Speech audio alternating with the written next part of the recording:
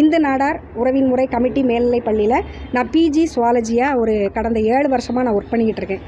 இப்போ நான் ஒரு நியூஸ் கேள்விப்பட்டேன் சார். என் கூட சேர்ந்த ஒரு சகோதரி, எனக்கு பாட்னி, என் கூட சேர்ந்த பாட்னி எடுத்தவங்க நேற்று தவறிட்டாங்க அப்படிங்கிற மாதிரி கேள்விப்பட்டேன். அது காரணம் என்ன அப்படிங்கிறது இப்போ காவல்துறை விசாரிச்சுக்கிட்டு இருக்குது.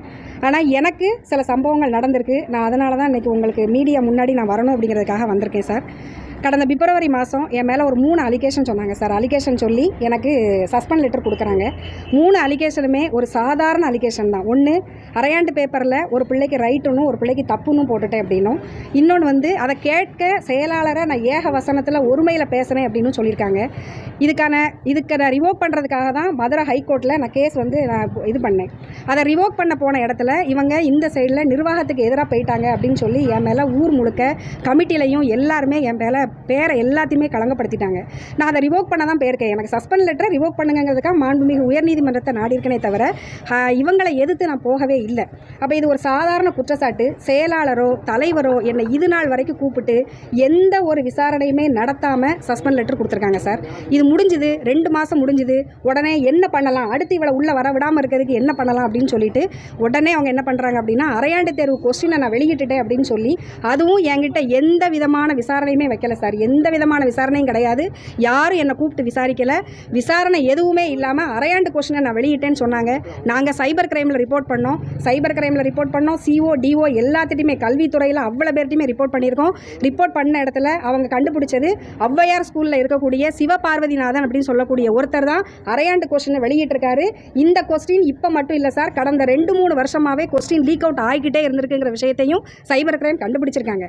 ஆனால் இன்னைக்கு இந்த ஸ்கூல் நிர்வாகம் என்னைய கூப்பிட்டு எதுவுமே இல்லாமல் இன்னைக்கு வெளியே தள்ளி இவ்வளவு அசிங்கப்படுத்தி கேவலப்படுத்தி இவ்வளவு பழி சொல்லியிருக்காங்க சார்.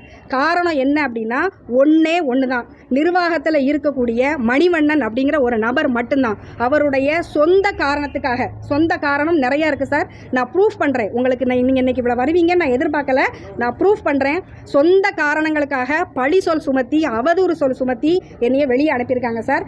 அந்த ஆள் உள்ளே என்ன முதல்ல நான் சஸ்பெண்ட் ஆகிறதுக்கு 1 வாரத்துக்கு முன்னக்கூட்டி உள்ள பாடம் எடுத்துக்கிட்டு இருக்கும்போது நபரோட உரிமை சார், தனிப்பட்ட நபரோட உரிமையை இந்த நிர்வாகம் எடுத்துக்கிட்டு ஏன் கையெழுத்து இல்லாமல், என்னோட அனுமதி இல்லாமல், எனக்கு என்ன ஐடி ஃபார்மில் என்ன வரும்னு என்னோட நாலேஜே இல்லாமல் ஐடி ஃபார்மை சப்மிட் பண்ணி எனக்கு பிழைப்பூதியம் போட்டிருக்காங்க சார். யார் கேட்டா இவங்ககிட்ட பிழைப்பூதியம்? யார் கேட்டா பிழைப்பூதியம்? யார் கேட்டா?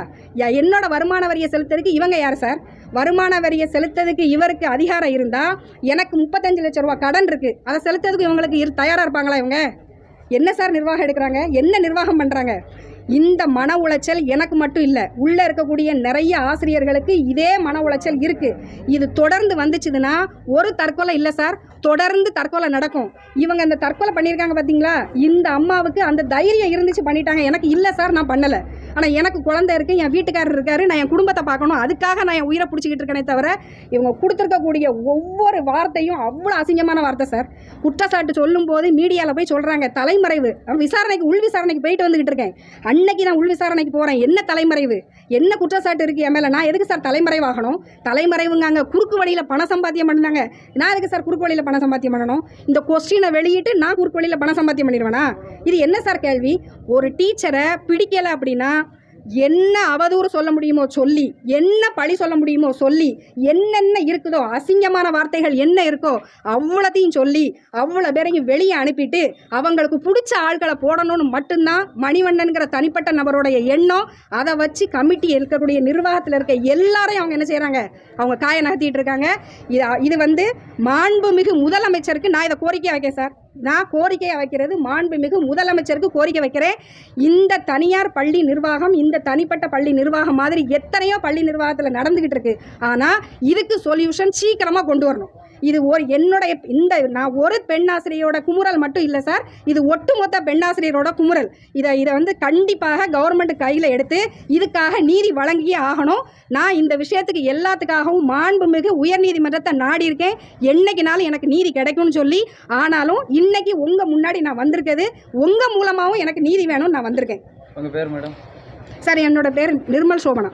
நான் பிஜி சுவாலஜியாக இருக்கேன்.